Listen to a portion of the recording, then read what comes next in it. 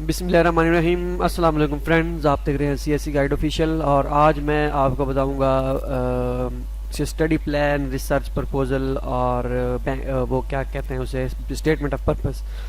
तो वो किस तरह बनानी होती है उसका मैं आपको आइडिया थोड़ा सा ओवरव्यू और उसको बनाने का तरीका थोड़ा बहुत बताऊंगा। पहली वीडियो में बता चुका हूँ कि रिकमेंडेशन लेटर कैसे बनवाना है आपने और इंग्लिश प्रोफिशिएंसी सर्टिफिकेट वो कैसे बनवाना है, ठीक है। तो वो सारी चीज़ें और उसके बाद स्टडी प्लान और रिसर्च प्रपोजल, ठीक हो गया जी। और जो कहते हैं रिसर्च प्रपोजल स्टडी प्लान से थोड़ा सा मुख्तलिफ होता है। स्टडी प्लान कहते हैं या इसे स्टेटमेंट ऑफ पर्पस किसी जगह पे कहा जाता है, एसओपी। और इसके बाद क्या कहते हैं इसे, स्टेटमेंट, पर्सनल स्टेटमेंट वगैरह, इस तरह की चीज़ें। तो पहले शुरू करते हैं स्टडी प्लान के हवाले से। तो मैं आपको थोड़ा सा स्टडी प्लान बता देता हूँ जो नॉर्मल रूटीन का हम यूज़ करते हैं कि मतलब आपने देखा होगा इस तरह का अब स्टडी प्लान बना हुआ। तो पहले तो आपने एकेडमिक बैकग्राउंड देना होता है अपना कि मैं आपकी क्या है, प्रीवियस क्वालिफिकेशन क्या है, और आपने रिकॉर्ड आपका जो सीजीपीए वगैरह होता है और आपका आपने किस उस पर वर्क किया है, सारी चीज़ें जो आपकी हैं। तो ये आप देख सकते हैं, ये सारा स्टडी प्लान आपके सामने है एक फार्मेट। लेकिन ये तकरीबन जो मोस्टली लड़के हैं वो यही फार्मेट यूज़ करते हैं, इसलिए आपको थोड़ा सा चेंज करना होगा। वो आप कैसे चेंज करते हैं ये आप पे डिपेंड करता है कि एकेडमिक बैकग्राउंड में आप कौन कौन सी चीज़ें डालते हैं और कैसे कैसे करते हैं। तो ये आप पे डिपेंड करता है। उस पहले एकेडमिक बैकग्राउंड, ठीक है। उसके बाद माई पर्सनैलिटी में आपने बताना है कि I am a social active person, मतलब इस तरह का सब चीज़ें इस तरह की बतानी है कि आपने अपने आप को डिफेंड करना है कि भाई मैं बहुत ही अच्छा लड़का हूँ जिसे कहते हैं, और मैं इन एक्टिविटीज़ में हिस्सा ले चुका हूँ, इस तरह की चीज़ें, ठीक हो गया जी। इसके बाद स्टडी प्लान इन चाइना के, आपने चाइना जाके क्या करना है। अच्छा, ये एक चीज़, मास्टर वाले स्टडी प्लान तैयार करें और पीएचडी वाले जो होते हैं उनको रिसर्च प्रपोजल बनाना होता है। लेकिन अगर वो रिसर्च प्रपोजल बना ले तो उनके लिए अच्छा है, क्योंकि चाइना जो मास्टर वाले होते हैं जिन्होंने मास्टर के लिए अप्लाई करना होता है उनको नहीं पता होता कि हमने किस स्पेसिफिक, उनको जिस अपने मेजर के रिलेटेड, अपनी प्रीवियस क्वालिफिकेशन के रिलेटेड किसी भी फील्ड में अगर एडमिशन मिल जाए तो वो कर लेते हैं कि बस ठीक है हमने तो करना ही है एमफिल, जहाँ से भी एमएस हो जाए। अगर वो सिविल का है, स्ट्रक्चर में जियोटेक और इस तरह के किसी भी उसमें हो जाए तो वो कहता है ठीक है। अगर वो कंप्यूटर साइंस का है तो वो उसके हिसाब से जिस मेजर में भी हो जाए, डेटा माइनिंग इस तरह की जिसमें भी हो जाए वो तो कर लेता है। लेकिन जो पीएचडी के लिए कर रहा होता है उसे पता होता है कि मेरा एमफिल में एक स्पेसिफिक टॉपिक था जिस पे मैंने रिसर्च की थी, तो वो उसी रिलेटेड उसी टॉपिक के हिसाब से अपने प्रोफेसर को वो चूज़ करता है, इसलिए वो रिसर्च प्रपोजल भी उसी पे ही बनाएगा। तो स्टडी प्लान की बात कर रहे थे। स्टडी प्लान इन चाइना, आपका स्टडी प्लान चाइना में क्या होगा, आपने किस चीज़ पे वर्क करना है, ये थोड़ा बहुत आइडिया उनको आपने दे देना है, ठीक है। आप ऐसा किया करें कि अगर आपको नहीं पता चल रहा कि कैसे करना है स्टडी प्लान चाइना में, कैसे लिखें, तो आप जिस प्रोफेसर से आपको एक्सेप्टेंस मिला है उसका रिसर्च इंटरेस्ट होगा वहाँ पे, तो उसी के रिलेटेड उस रिसर्च इंटरेस्ट को उठा के थोड़ा बहुत गूगल करके वो उसे डाटा कॉपी करके इधर पेस्ट कर देंगे, मैंने ये वर्क करना है वहाँ पे। मेन चीज़ आपकी एक्सेप्टेंस होती है, ठीक है। अगर प्रोफेसर आपका तगड़ा है तो अगर आपका स्टडी प्लान काम का नहीं है, सॉरी, तो आपका काम हो जाएगा। लेकिन अगर आपका प्रोफेसर थोड़ा सा तगड़ा नहीं है, थोड़ा मतलब कि वो उसके पास इतनी अथॉरिटी नहीं है, तो फिर आपका अगर स्टडी प्लान बहुत ही तगड़ा है या आपके पास एक्सेप्टेंस नहीं है, अगर आपका स्टडी प्लान तगड़ा है तो आपका एडमिशन भी कंफर्म हो सकता है, ठीक हो गया जी। उसके बाद आपने reason to study in China, study आपने चाइना में स्टडी क्यों करना चाहते हो, वाई चाइना, क्यों चाइना चूज़ करना चाहते हो। तो आपने बताना है कि जो पूरी दुनिया जो है चाइना की तरफ जा रही है, चाइना वेल डेवलप्ड कंट्री है, तो इसमें ये सारी चीज़ें आप लिखी हुई हैं, देख के पढ़ सकते हैं कि इसमें क्या बताया गया है, ठीक हो गया।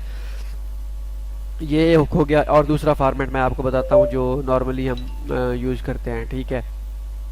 तो इसमें भी आपने पहले आपने बता देना है अपने हिसाब से कि मैं यहाँ हूँ, लेक्चरर हूँ, थोड़ा बहुत जो भी है जो आपको नज़र आ रहा है। उसके बाद आपने बैकग्राउंड देना है अपना, इंट्रोडक्शन में बैकग्राउंड, तो थोड़ा सा बैकग्राउंड ये दे के भाई मैं यहाँ से हूँ और वहाँ से मैंने ये किया है, स्टडी किया है इस यूनिवर्सिटी से, ये सारी चीज़ें।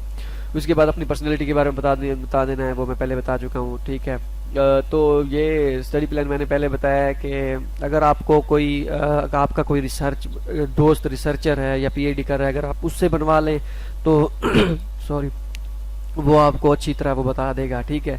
वो तो वो बेहतर रहेगा। अगर आप नहीं बनवा सकते, किसी से खुद बनाना चाहते हैं, तो फिर जो गुजारा होगा आप खुद ही अपना करेंगे, क्योंकि हर बंदे को पता लग जाता है यार मेरा स्टडी प्लान तगड़ा है या नहीं तगड़ा।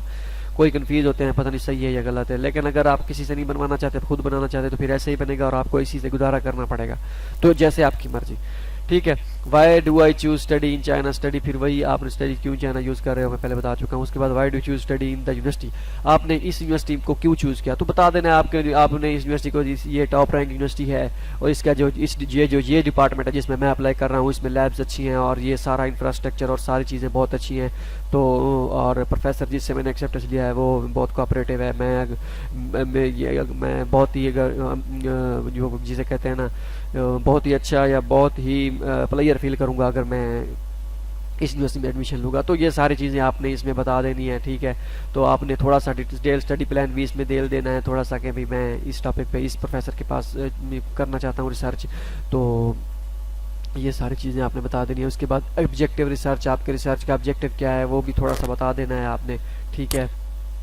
मेन चीज़, मेन थीम आपके उसका रिसर्च का क्या है। उसके बाद आपके रिसर्च के क्वेश्चन जो मेन चीज़ होते हैं, आपने जिस पे वर्क करना होता है, कि मतलब किस पे आपने वर्क करना है और क्यों करना है, कि उसका मेन क्वेश्चन क्या है, कि क्यों आप इस पे वर्क करना चाहते हैं, क्या इसका इफेक्ट होगा या क्या इस तरह की चीज़ें। उसके बाद सिग्निफिकेंस ऑफ स्टडी, आपके अपनी वो उसमें जो टॉपिक है उस पर आपने थोड़ी सी वो देनी है, रोशनी डालनी है कि ये क्या इसकी इम्पोर्टेंस है फ्यूचर में, या जो भी है आपने क्यों इस पे कैसे वर्क किया है, क्या करेंगे, और जो थोड़ा बहुत इसके बारे में। उसके बाद आपने अपना प्लान बताना है, माई प्लान आफ्टर पीएचडी। आपने यहाँ पे मास्टर के लिए है तो मास्टर के लिए आपने एमएस लिख देना है, माई प्लान आफ्टर एमएस या एमफिल, ठीक है। आपने ये कहना है कि अगर मैं एमफिल कर लेता हूँ वहाँ से, तो मैं अपनी पीएचडी को पहले तो मैं फर्स्ट प्रायोरिटी होगी तो मैं चाइना में क्या करूँ, एमएस करूँगा।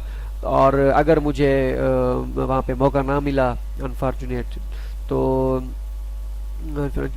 तो मैं पाकिस्तान में वापस आ जाऊँगा, सी पैक पे काम करूँगा, ठीक है। और अपना जो है अपनी स्किल्स पॉलिश करूँगा, और जो नॉलेज मेरे पास है मैं आगे लेक्चरर की सूरत में या जिस तरह की सूरत में कॉलेजेस में, या अगर मुझे सी पैक में मौका मिला, ठीक है, तो वहाँ पे जो है डिलीवर करने का मौका दूँ, अपनी जो है नॉलेज शेयर करूँगा, तो अपना एक्सपीरियंस शेयर करूँगा। तो ये सारी चीज़ें हो गई। उसके बाद कुछ और डाटा थोड़ा सा मेरे पास था पर्सनल, पहले स्टडी प्लान की बात कर रहे हैं तो स्टडी प्लान का कह देते हैं, ठीक है। स्टडी प्लान में आप ये statement of purpose study plan, ये आप उसमें ये चीज़ें भी कह सकते हैं। एप्लीकेशन रीज़न क्या है आपकी वहाँ पे करने, एप्लीकेशन रीज़न क्या है कि क्यों आप कर रहे हैं, ठीक है, यहाँ पे अप्लाई कर रहे हैं। तो फाइनेंशियल कंडीशन बतानी है, अपना बैकग्राउंड बताना है, वर्क एक्सपीरियंस भी बताना है अगर आप बताना चाहते हैं तो। पर्सनल अवार्ड जो आपको मिले हैं, एक्स्ट्रा करिकुलर एक्टिविटीज़, और दूसरी तरह की या कोई आपको लैपटॉप तो मैंने वैसे कह दिया खैर, जो ये जो मिलते हैं आपको कोई अवार्ड के तौर पे, कोई भी चीज़, चाहे वो सर्टिफिकेट है, चाहे वो कोई ऐसी चीज़ है जिसको आप फ़ख्र महसूस करें कि हाँ भाई ये मुझे अवार्ड के तौर पर मिला था, तो वो आप मतलब आप बताना चाहें तो आपने बताना है कि आपने उनको ये शो कराना है कि हाँ भाई अब बंदा वो जो है बहुत ही टैलेंटेड है और बहुत ही अवार्ड मतलब के बहुत सारी एक्टिविटीज़ में हिस्सा लेके ये काम कर चुका है, ठीक है। ये सारी चीज़ें आपने बतानी है। उसके बाद पब्लिकेशन है तो उसके बारे में थोड़ा सा बता देना है, तो ये सारी चीज़ें।